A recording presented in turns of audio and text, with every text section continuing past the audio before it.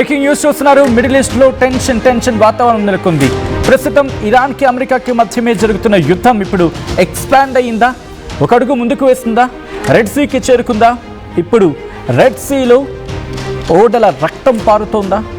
అవును, నౌకల రక్తం చెందుతోందా అంటే అవుననే మాట వినిపిస్తూ ఉంది.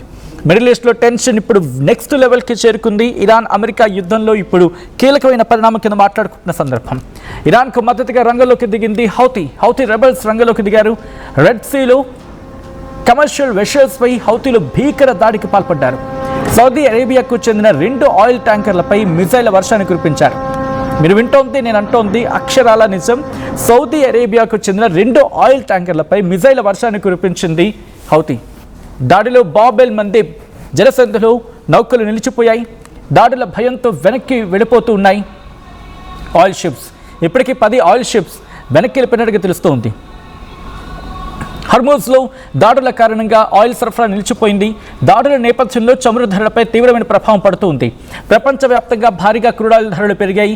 ఏకంగా కొన్ని లెక్కల ప్రకారం, కొన్ని అంచనాల ప్రకారం నిన్నటికి బ్యారెల్ క్రూడ్ ఆయిల్ ధర $90 చేరుకుంది అనేది వినిపిస్తున్నమాట. ఇది ఇంకా పెరిగే ప్రమాదం ఉంది అంటూ కూడా మాట్లాడుకుంటున్న సందర్భం. దాడికి సంబంధించి జరిగిన లొకేషన్గా మాట్లాడుకుంటున్న సందర్భం. అండ్ వెషల్స్ అటుగా మూవ్ ఆన్ అవుతూ ఉంటాయి. అసలు ఎందుకు సౌదీ అరేబియా ఎమెన్కు చాలా దగ్గర కదా, చాలా సాన్నిహిత్యం ఉంటుంది కదా, మరి ఎందుకు దాడి జరిగింది? సౌదీ వెషల్స్ మీద ఎందుకు దాడి చేసింది హౌతీ? కీలకమైన పరిణామం. ఇక్కడ యెమెన్కి సౌదీ అరేబియాకి సపోర్ట్ ఉండొచ్చు కాక, కానీ హౌతీలకి కాదు. ఎందుకంటే ఒక మాటలో చెప్పంటే ఇప్పుడు యెమెన్ అనేది 2గా విడిపోయింది.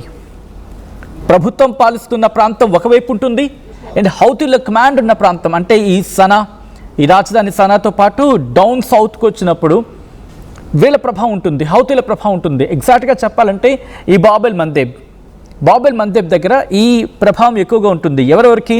ఈ హౌతీల ప్రభావం ఎక్కువగా ఉంటుంది. సో దాంతో ఇటుగా వెళ్ళాలంటే ఇప్పుడు కష్టమే. ఇంకా బాబెల్ మందేబ్ని కూడా క్లోజ్ చేస్తామని చెప్పి హౌతీలే చెప్పుకొచ్చారు. అయితే ఇదే అంశానికి సంబంధించి హౌతీలు కూడా రియాక్ట్ అయ్యారు. ఒకసారి వాళ్ళ రియాక్షన్ చూసే ప్రయత్నం చేద్దాం. ఈ ఘటనకు సంబంధించి హౌతీలు ఏమంటూ ఉన్నారు ఇప్పుడు చూద్దాం.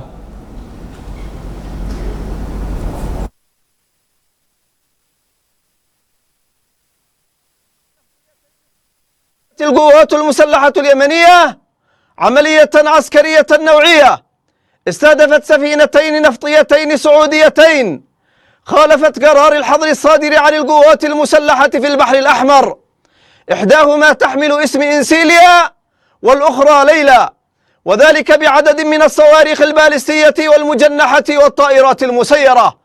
وكانت الإصابة دقيقة بفضل الله وعونه، وتسببت في نشوب حريق كبير فيهما بفضل الله. وفي نفس السياق فقد أجبرت القوات المسلحة اليمنية ما يقارب 10 سفن على التراجع والعودة. إن القوات المسلحة اليمنية ستواصل عملياتها البحرية ضد العدو السعودي، وإنها مستمرة في فرض معادلة الحصار بالحصار، وتؤكد للعدو السعودي أن أي حماقة أو عدوان يستهدف به بلدنا فسيقابل بعمليات كبيرة في عمق أراضيه، وستكون عواقبها عليه وخيمة بإذن الله وقوته. రైట్, అది హూతీల రియాక్షన్. మా మాట వెనకపోతే కనుక ఇటువంటి పరిణామాలు ఉంటాయి. మా పర్మిషన్ లేకుండా వెళ్ళడానికి వీల్లేదు. మా మాట వెనకుండా కథలు ఎవరిని విడిచిపెట్టము. మా పర్మిషన్స్ లేకుండా వెళ్ళింది కాబట్టి ఆ 2 నౌకల్ని పేల్చేసామని చెప్పి హూతీలే వాళ్ళు ఇచ్చిన స్టేట్మెంట్ మీరు చూడడం జరిగింది. అయితే హూతీలు ఎందుకు పేల్చేశారంటే ఇరాన్ ప్రాక్సీస్గా మాట్లాడుకుంటారు. ఇరాన్ ప్రాక్సీస్ అంటే ఇరాన్కి మద్దతుగా నిలిచిన వాళ్ళు. సో ఇక్కడ 2 రకాలు కనిపిస్తూ ఉంటాయి. యెమెన్ పూర్తిగా మీరు మ్యాప్ చూస్తే నార్త్ యెమెన్ అంతా కూడా సౌదీ అరేబియా సపోర్ట్ ఉంటుంది. అండ్ డౌన్ సౌత్కి వచ్చినప్పుడు ఇక్కడ హూతీల ప్రభావం ఉంటుంది. క్యాపిటల్స్ అనా కావచ్చు, లేకపోతే ఎయిడన్గా మాట్లాడుకునే ప్రాంతం కావచ్చు, ఇటువైపు వీళ్ళ ప్రభావం ఉంటుంది. సో వీళ్ళిద్దరి మధ్య కూడా రప్చర్ అనేది ఉంటుంది. సో ఇటువంటి సందర్భంలో బాబెల్ మందేబ్ నుంచి వెళ్ళాలంటే కనుక ఇక్కడ ఉన్న హౌతీల ప్రభావం ఇరాన్కి సపోర్ట్ కారణంగా వీళ్ళు ఇక్కడ అటాక్ చేస్తూ ఉంటారు. మీకు గుర్తుంటే కనుక ఇజ్రాయెల్ కూడా ఒక టైంలో సందర్భంలో టార్గెట్ చేస్తుంది, అమెరికా కూడా టార్గెట్ చేస్తుంది. అయినప్పటికీ కూడా వీళ్ళు ఇంకా దాడులు చేస్తూ ఉన్నారు. అసలు ఏం జరిగింది? ఆ దేశం సౌదీ అరేబియాతో సఖ్యతగా ఉన్న దేశం వీళ్ళకి ఏమైంది అనేది క్వశ్చన్ మార్క్ వస్తుంది కదా. దీని గురించి అయితే రెండు మాటలు మాట్లాడుకోవాలి ఇక్కడ. అసలు ఈ హౌతీలు ఎవరంటే యెమెన్లో నార్త్ ప్రాంతం ఉంటుంది కదా, అక్కడ సాదా నుంచి వచ్చిన షియా తిరుగుబాటు సంస్థ ఇది. 1990లో మత రాజకీయ ఉద్యమంగా ప్రారంభమైంది. 2004 తర్వాత ప్రభుత్వానికి వ్యతిరేకంగా సాయుధ పోరాటానికి దిగింది ఈ హూతీలు అనేవాళ్ళు. దాంతోపాటు ప్రస్తుతం యెమెన్ రాజధాని సనా ఉంది కదా, సనాతో పాటు దేశంలో అతిపెద్ద భూభాగాన్ని హూతీలే నియంత్రిస్తూ ఉన్నారు, వాళ్ళ కమాండ్లో ఉంది. దీనికి ప్రధానంగా 3 కారణాలు ఉన్నాయి. ఒకటి ఇరాన్ ప్రభావం, 2 బార్డర్ సెక్యూరిటీ, 3వది ప్రాంతీయ ఆధిపత్యంతో పోటీ. అందులో ఇరాన్ ప్రభావం ఎలా అంటే ఇరాన్ హూతీలకు పొలిటికల్గా, దాంతోపాటు ఫోర్సెస్గా, టెక్నికల్గా హెల్ప్ అందిస్తూ ఉంది, సాయం అందిస్తోందని చెప్పి సౌదీ ఆరోపిస్తుంది. ఇరాన్ హూతీలకు సపోర్ట్ ఇస్తోందని చెప్పి సౌదీ ఆరోపణ. సౌదీ అరేబియా దృష్టిలో హూతీలు అంటే తమ దక్షిణ సరిహద్దుల్లో ఇరాన్కు చెందిన ప్రభావ శక్తి అనేది. ఇక్కడేంటి షియాలు సున్నీలు ఇది వస్తూ ఉంటుంది కదా.